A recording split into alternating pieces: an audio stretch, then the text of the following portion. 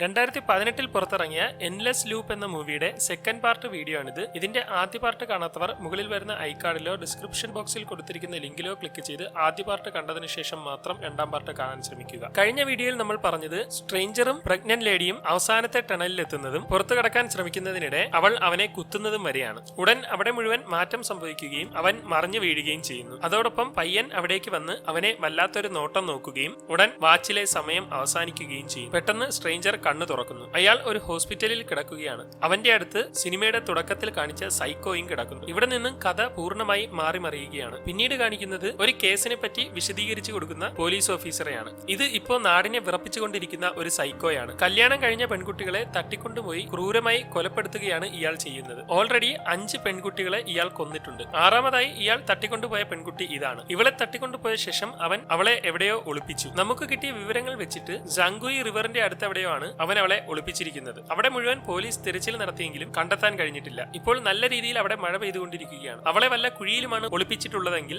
ഉടൻ തന്നെ ആ കുഴി നിറഞ്ഞ് അവൾ മരണപ്പെടും. അതിനു മുമ്പ് അവളെ എങ്ങനെയെങ്കിലും കണ്ടുപിടിക്കാനായി പരിശോധന ശക്തമായി നടക്കുന്നതിനിടെ ആ സൈക്കോയുടെ കാർ പോലീസ് പിടിക്കുകയുണ്ടായി. എന്നാൽ അവൻ പോലീസിനെ വെട്ടിച്ചു പോവുകയും അവനെ പിടിക്കാനായി പോലീസുകാർ പിറകെ പോവുകയും ചെയ്തു. എന്നാൽ പോകുന്നതിനിടെ അവന്റെ കാർ ഒരു ടണലിൽ വെച്ച് ആക്സിഡന്റ് ആവുകയും ആ ആക്സിഡന്റോടുകൂടി അവൻ കോമയിലേക്ക് പോവുകയും ചെയ്തു. ഇതോടെ അവളിപ്പോൾ എവിടെയാണെന്ന് കണ്ടുപിടിക്കാൻ കഴിയാത്ത അവസ്ഥയാണ്. ഇപ്പോഴത്തെ ടെക്നോളജി വെച്ച് കോമയിൽ കിടക്കുന്ന ആ സൈക്കോയുടെ ഓർമ്മകളിലേക്ക് കയറി കഴിഞ്ഞാൽ ആ പെൺകുട്ടി എവിടെയാണെന്ന് കണ്ടുപിടിക്കാൻ കഴിയും. അവന്റെ ഓർമ്മയിലേക്ക് കയറി ആ പെൺകുട്ടിയെ കണ്ടുപിടിക്കാൻ അവളുടെ ഭർത്താവ് തയ്യാറായി. അയാൾ ഒരു ഡോക്ടറാണ്. എന്നാൽ അദ്ദേഹം ഒരു തവണ അവന്റെ ഓർമ്മയിൽ കയറി കണ്ടുപിടിക്കാൻ ശ്രമിച്ചെങ്കിലും കഴിഞ്ഞിട്ടില്ല. ഇനി ഒരിക്കൽ കൂടി അദ്ദേഹം അവന്റെ ഓർമ്മയിലേക്ക് കയറാൻ പോവുകയാണെന്ന് ഓഫീസർ അവരോട് പറയും. യഥാർത്ഥത്തിൽ ആ പെൺകുട്ടിയുടെ ഭർത്താവാണ് ഇതിലെ സ്ട്രേഞ്ചറായി വന്നിരിക്കുന്നത്. അവൻ സൈക്കോയുടെ ഓർമ്മയിലേക്ക് കയറിയപ്പോൾ സംഭവിച്ച കാര്യങ്ങളാണ് ആദ്യ പാർട്ടിൽ നമ്മൾ കണ്ടത്. അങ്ങനെ അന്ന് ഓഫീസർ മെയിൻ ക്യാരക്ടറായ ഡോക്ടറിന്റെ അടുത്തേക്ക് വരികയും നീ രണ്ടാമതും അവന്റെ ഓർമ്മയിലേക്ക് കയറാൻ പോവുകയാണല്ലേ എന്ന് ചോദിക്കുകയും ചെയ്യും. അവന്റെ ഓർമ്മയിലേക്ക് കയറുന്നതിന് മുമ്പ് കുറച്ച് കാര്യങ്ങൾ എനിക്ക് പഠിച്ചു മനസ്സിലാക്കാനുണ്ട്. അവന്റെ ബാക്ക്ഗ്രൗണ്ട് അറിയാതെ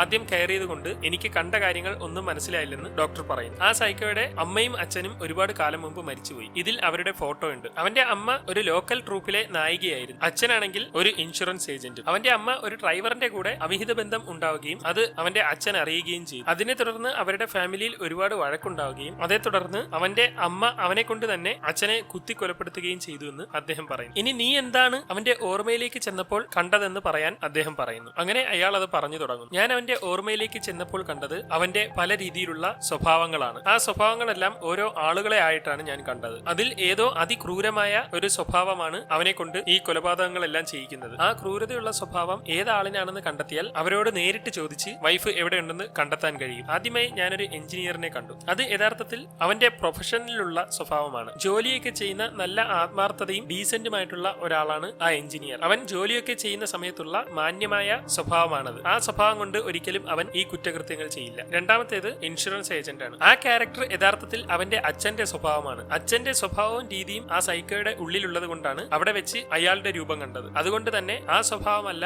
അവനെ കൊണ്ട് ഇതൊക്കെ ചെയ്യിക്കുന്നത്. പിന്നെയുള്ളത് ഒരു മോഡൽ ഗേൾ ആണ്. അത് യഥാർത്ഥത്തിൽ അവന്റെ അമ്മയുടെ സ്വഭാവമാണ്. അവന്റെ മനസ്സിൽ ഉറങ്ങിക്കിടക്കുന്ന അമ്മയുടെ സ്വഭാവം ഇപ്പോഴും അതുപോലെയുണ്ട്. അത് അവന്റെ സ്വന്തം സ്വഭാവമല്ലാത്തത് കൊണ്ട് അതുമല്ല ഈ കുറ്റകൃത്യങ്ങൾ ചെയ്യും. പിന്നെയുള്ളത് ആ ഡ്രൈവറാണ്. അത് അവന്റെ അമ്മയുമായി അഫയർ ഉണ്ടായിരുന്ന ഡ്രൈവറിന്റെ സ്വഭാവമായിരിക്കാം. അയാൾ നല്ല ദേഷ്യക്കാരനാണ്. പക്ഷേ തോക്ക് കയ്യിൽ കിട്ടിയിട്ട് പോലും അയാൾ ആരെയും ഉപദ്രവിച്ചിട്ടോ കൊല ചെയ്തിട്ടോ ഇല്ല. അതുകൊണ്ട് ദേഷ്യക്കാരനാണെങ്കിലും ആ സ്വഭാവം ഒരിക്കലും ഇത്രയ്ക്ക് വലിയ ക്രൂരതകൾ അവനെ കൊണ്ട് ചെയ്യിക്കില്ല. അതുകൊണ്ട് അയാളുമല്ല. പിന്നെയുള്ളത് ആ പ്രഗ്നന്റ് ലേഡിയാണ്. ആ സൈക്കോയുടെ കുട്ടിക്കാലത്ത് അമ്മയിൽ നിന്ന് സ്നേഹവും വാത്സല്യവും ഒന്നും കിട്ടിയിട്ടില്ല. അതുകൊണ്ട് തന്നെ അവന്റെ മനസ്സിലേക്ക് വളരെ സ്നേഹവും വാത്സല്യവുമുള്ള ഒരു അമ്മയെ അവൻ ചിന്തിച്ചു വെച്ചിട്ടുണ്ട്. അതാണ് ആ പ്രഗ്നന്റ് ലേഡി. ഇത്രയും സ്നേഹവും വാത്സല്യവുമുള്ള ഒരു അമ്മയ്ക്ക് ഒരിക്കലും ഇതുപോലത്തെ ക്രൈം ചെയ്യാൻ കഴിയില്ല. പിന്നെയുള്ളത് ആ ചേച്ചിയും അനിയനുമാണ്. അതിലെ ആ പയ്യൻ യഥാർത്ഥത്തിൽ അവന്റെ കുട്ടിക്കാലത്തെ സ്വഭാവം തന്നെയാണ്. അമ്മയിൽ നിന്നും അച്ഛനിൽ നിന്നും വാത്സല്യം ലഭിച്ചിട്ടില്ലാതെ വളരെ പേടിയോടുകൂടിയുള്ള ഒന്നിനും കഴിയാത്ത ഒരു പയ്യൻ. ആ സൈക്കോയുടെ ചെറുപ്പകാലമാണ് ആ പയ്യനിലൂടെ എനിക്ക് കാണാൻ കഴിയും. പിന്നെയുള്ളത് അവന്റെ ചേച്ചിയാണ്. അവന് യഥാർത്ഥത്തിൽ ഒരു ചേച്ചി ഇല്ലായിരുന്നു. ആരിൽ നിന്നും സ്നേഹവും അവന് കിട്ടിയിട്ടില്ല. അതുകൊണ്ട് തന്നെ അവനെ വളരെയേറെ സ്നേഹിക്കുന്ന ഒരു ചേച്ചിയെ മനസ്സിൽ സങ്കല്പിച്ചുണ്ടാക്കി വെച്ചിട്ടുണ്ടായിരുന്നു.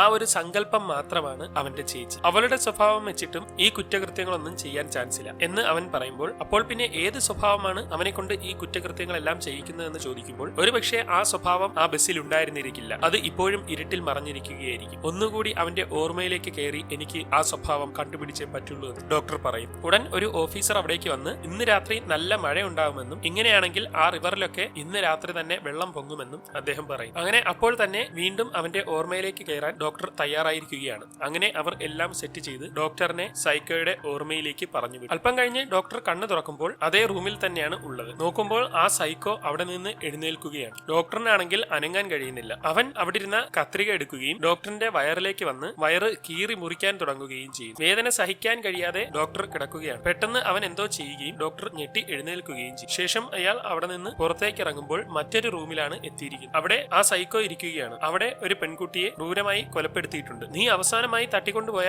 എന്റെ വൈഫ് എവിടെയാണെന്നും നീ എന്തിനാണ് ഇതൊക്കെ ചെയ്യുന്നതെന്നും ഡോക്ടർ ചോദിച്ചു. എനിക്ക് സ്ത്രീകളെ ഒട്ടും ഇഷ്ടമല്ല. എന്റെ കുട്ടിക്കാലവും യൗവനവും എല്ലാം എനിക്ക് നഷ്ടമായി. എന്റെ കുടുംബം എനിക്ക് നഷ്ടമായി. ഇതിനെല്ലാം കാരണം എന്റെ അമ്മയാണ്. എനിക്കവരെ ഒട്ടും ഇഷ്ടമല്ല. എന്റെ അമ്മ മോശം സ്ത്രീയായിരുന്നു എന്ന് പറഞ്ഞുകൊണ്ട് അവൻ അവിടെ ഇരുന്നതൊക്കെ എറിഞ്ഞു പൊട്ടിക്കുകയും ഉടൻ ഡോക്ടർ മറ്റൊരു റൂമിലേക്ക് എത്തുകയും ചെയ്യും. അവിടെ സൈക്കോയുടെ കുട്ടിക്കാലത്തെ യഥാർത്ഥ സ്വഭാവം ഇരിക്കുകയാണ്. ഡോക്ടർ അവനോട് സംസാരിക്കാൻ ശ്രമിക്കുമ്പോൾ പിന്നിൽ നിന്ന് അവന്റെ ചേച്ചി വരികയും അവൾ അവനെ കൺട്രോൾ ചെയ്യുകയും ചെയ്യും. അവന് പറയാനുള്ളതെല്ലാം അവളാണ് പറയുന്നത്. ഇതോടെ ഡോക്ടർ അവളുടെ നേർക്ക് തിരിഞ്ഞുകൊണ്ട് നീയാണ് യഥാർത്ഥത്തിൽ ഇവനെ കൊണ്ട് എല്ലാം ചെയ്യിക്കുന്നതെന്നും നീയാണ് യഥാർത്ഥത്തിലുള്ള ആ ക്രിമിനൽ മെന്റാലിറ്റി എന്ന് എനിക്ക് മനസ്സിലായെന്നും ഡോക്ടർ പറയും. അതെ, ഞാൻ തന്നെയാണ് അവനെ കൊണ്ടെല്ലാം ചെയ്യും. മോശമായിട്ടുള്ള സ്ത്രീകളെ മാത്രമേ ഞാൻ കൊല്ലാറുള്ളൂ. നിങ്ങളുടെ വൈഫിനെ പിടിച്ചുകൊണ്ടുപോയതും അതുകൊണ്ടാണെന്നൊക്കെ അവൾ പറയും. ഇതോടെ അവൻ ആകെ വല്ലാതെയാവുകയും പയ്യനോട് സംസാരിക്കാൻ ശ്രമിക്കുകയും ചെയ്യും. എന്നാൽ അവനോട് സംസാരിച്ച് ശരിയാക്കാൻ ശ്രമിക്കുമെങ്കിലും അവൾ ഒരു വിധത്തിലും അവനെ റെഡിയാവാൻ സമ്മതിക്കുന്നില്ല. ഡോക്ടർ അങ്ങനെ ഓരോന്ന് പറഞ്ഞ് അവനെ ക്ലിയർ ആക്കി എടുക്കാൻ ശ്രമിക്കുകയാണ്. ഇവൾ യഥാർത്ഥത്തിൽ ഉള്ളതല്ലെന്നും ഇതൊരു ഇല്യൂഷൻ ആണെന്നും അവൾ പറയുന്നതെന്ന് നീ കേൾക്കരുതെന്നും ഒക്കെ ഡോക്ടർ പറഞ്ഞുകൊണ്ടിരിക്കുകയും അല്പം കഴിയുന്നതോടെ അവന് വല്ലാത്ത കുറ്റബോധം തോന്നി അവൻ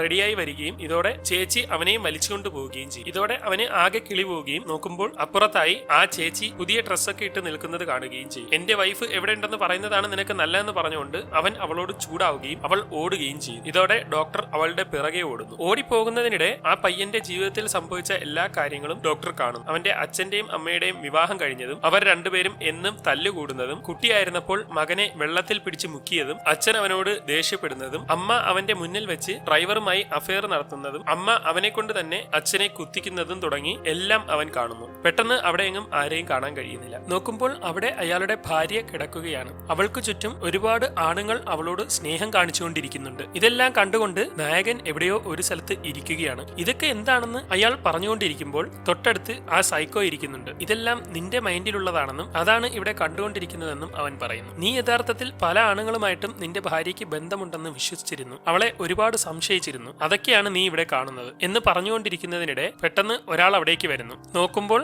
അത് ആ ഡോക്ടർ തന്നെയാണ്. നീ ആരാണെന്ന് അദ്ദേഹം ചോദിക്കുമ്പോൾ ഞാൻ നീ തന്നെയാണെന്നും നീ അവളെ സംശയിച്ചു തുടങ്ങിയത് മുതൽ നിന്റെ ഡാർക്ക് സൈഡ് ആയിട്ടുള്ള ഞാൻ ജനിച്ചു കഴിഞ്ഞുവെന്നും ഞാൻ നിന്റെ മോശം സ്വഭാവമാണെന്നും അവൻ പറയുന്നു. ടണലിൽ വെച്ച് എഞ്ചിനീയറിനെ കൊന്നതും ഡ്രൈവറിനെ കുത്തിക്കൊലപ്പെടുത്തിയതും മോഡലിനെയും ഏജന്റിനെയും എല്ലാം കൊന്നതും ഞാൻ തന്നെയായിരുന്നു. കാരണം ഞാൻ എന്റെ ഭാര്യയെ ഒരുപാട് സംശയിക്കുന്നുണ്ട്. അഥവാ അവരാരെങ്കിലും ഭാര്യയെ എവിടെയാണ് ഒളിപ്പിച്ചിരിക്കുന്നതെന്ന് പറഞ്ഞാൽ അവളെ രക്ഷപ്പെടുത്താൻ കഴിയും. അതുകൊണ്ട് അവൾ ഒരിക്കലും രക്ഷപ്പെടാൻ പാടില്ല. അവൾ മരിക്കേണ്ടവളാണ്. അത് അവരിൽ നിന്ന് അറിയാതിരിക്കാനാണ് ഞാൻ അവരെല്ലാം കൊന്നതെന്ന് ഡോക്ടറിന്റെ തന്നെ ഡാർക്ക് സൈഡ് പറയും. എനിക്ക് എങ്ങനെയെങ്കിലും ഇവൾ മരിച്ചാൽ മതിയെന്നാണെന്ന് പറഞ്ഞുകൊണ്ട് ഡോക്ടറിന്റെ ഡാർക്ക് സൈഡ് സൈക്കോയെ അവിടേക്ക് വിളിക്കുന്നു. ശേഷം അവനും ഡോക്ടറിനോടൊപ്പം ഇരുന്ന് ആ കാഴ്ച കണ്ടുകൊണ്ടിരിക്കുകയാണ്. സൈക്കോ അവളെ കൊല്ലാനായി അടുത്തേക്ക് വരുന്നു. അവളെ പെട്ടെന്ന് കൊല്ലാൻ ഡോക്ടറിന്റെ ഡാർക്ക് സൈഡ് വിളിച്ചു പറഞ്ഞുകൊണ്ടിരിക്കുകയാണ്. എന്നാൽ ഡോക്ടറിന്റെ നല്ല സ്വഭാവം അനങ്ങാൻ പോലും കഴിയാതെ ഒരുപാട് കഷ്ടപ്പെട്ടുകൊണ്ട് അവളെ സംശയിച്ച കാര്യങ്ങളെല്ലാം ഓർക്കുകയും എങ്ങനെയെങ്കിലും തന്റെ ഉള്ളിലുള്ള അവളോടുള്ള വെറുപ്പ് കളഞ്ഞ് ആ ഡാർക്ക് സൈഡിനെ ഇല്ലാതാക്കാൻ ശ്രമിക്കുകയും ചെയ്യുന്നു. കുറെ കഷ്ടപ്പെട്ട് ഒരുവിധം അവളെക്കുറിച്ചുള്ള എല്ലാ സംശയങ്ങളും അയാൾ കളയുകയും പൂർണ്ണമായി അവളെ വിശ്വസിക്കുകയും ചെയ്യും. ഇതോടെ അടുത്തേക്ക് ചെല്ലുന്ന